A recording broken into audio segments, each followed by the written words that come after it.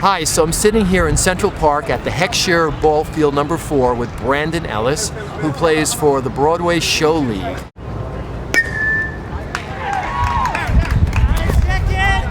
He is now the spokesperson for Firehouse Subs, just did a Nat Geo commercial, which I saw, which was fantastic. One of the co-stars of She-Wolf Rising, a movie we made a few years ago that just recently came out, available everywhere.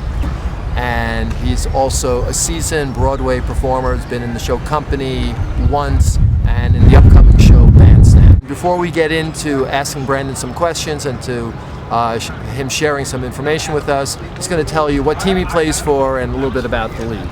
Yeah, I've been playing in this league for like 9 years now.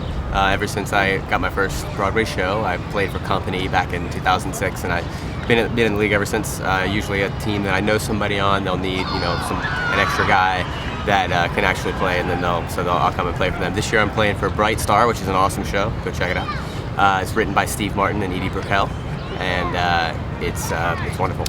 And yeah, I do this every year. It's part of my staying healthy routine. Get out here and do some sports. So Brandon, how do you prepare when you're on the road, when you're touring, or even when you're here in town and you have to give 1,000% of yourself? What do you do? I have kind of a ritual, actually. It all depends. For instance, when I had to travel to Chicago to shoot Firehouse Subs, I was up, had to be up at 5 a.m. and on set by 6:15 every day, and then there were 12, 13-hour days, sometimes longer. There's not a whole lot of time to get good food, and craft services on the set is not always great. So I always get up in the morning and go to the gym, whatever gym they have, and do whatever I can get done just to get the blood pumping and stuff like that.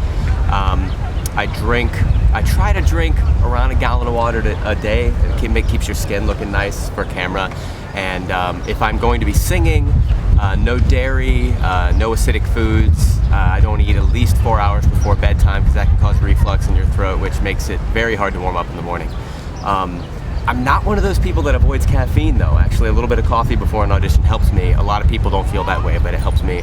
I even had a buddy who's an opera singer who used to take a shot of whiskey right before he went out on stage, and works for some people. Alcohol, I don't go near it when I gotta sing. It messes me up big time. So I try to stick with fruits and vegetables and lean meats. Not a whole lot of carbohydrates late at night either, because that tends to give me a reflux as well. If you handle it, good for you. And so a lot of this is going to be a trial and error thing. You got to figure out what's good for you, so that you look best. Like, I know that if I drink 2 glasses of wine the night before I have to be on camera, I'm going to look kind of puffy. So I don't drink before I have to be on camera. I keep it to water and lemon and stuff like that. And what if the whole cast, or if you are touring or you're out on a shoot and everyone's going out to the diner, are you careful with what you order?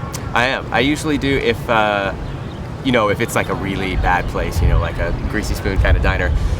I'll get like a veggie omelet, which is, you got your lean proteins, and then you've got a bunch of fresh vegetables. I usually do like spinach, tomatoes, and broccoli, so I got a cruciferous vegetable, a leafy green vegetable, a little bit of vitamin C from the tomatoes, plus the protein from the eggs and the good fats from the eggs, and that keeps me a little satiated. And then I'll just have water with lemon or seltzer with lemon if I want to be fancy.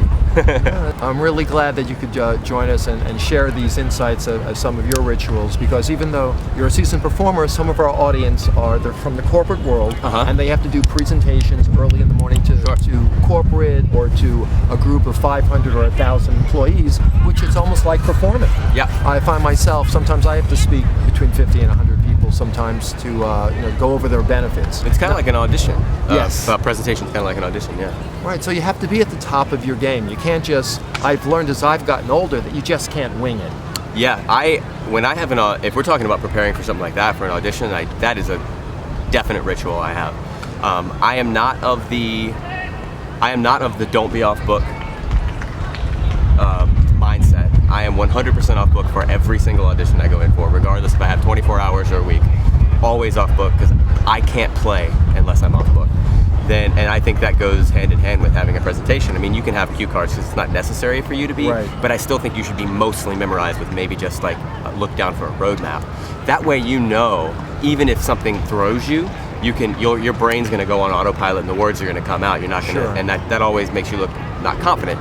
I also, if I have any kind of presentation or audition, I'm up at least 3 hours before that to go to the gym, warm up my voice, steam, drink. I try to drink at least 1 liter more water, make sure my voice is very well lubricated, have some coffee. I don't usually eat before, unless it's Right. very late in the day. If I Sure. have a 10 a.m. audition, I won't eat. If I have a 4 p.m. audition, I'll have obviously breakfast, but I don't want to eat too close to the audition. And then I make sure and do like several coachings in front of several different people before I do any auditions. I don't go in front of a creative team unless I've hired a coach. Even though I'm a professional actor, I still hire a coach, or if I can't get a coach, I get some friends in a room and I hire a piano player, I play through my stuff, I hire a friend to read through my scenes. I never go into anything cold. Unless I have to, unless I have to. No, these are good tips, and they do carry over into the corporate Absolutely. world. It reminds me of an expression that I always share with people: chance favors the prepared mind. Right. So you want to be prepared for anything. Yeah. Well, listen, Brent, thanks for sharing that. It Absolutely. was great to see you again. Yeah. And if you haven't seen She Will Fryzen, you get to see an amazing performance of Brandon from a few years ago. And we'll get back to you soon. All right. Thanks. Thank you.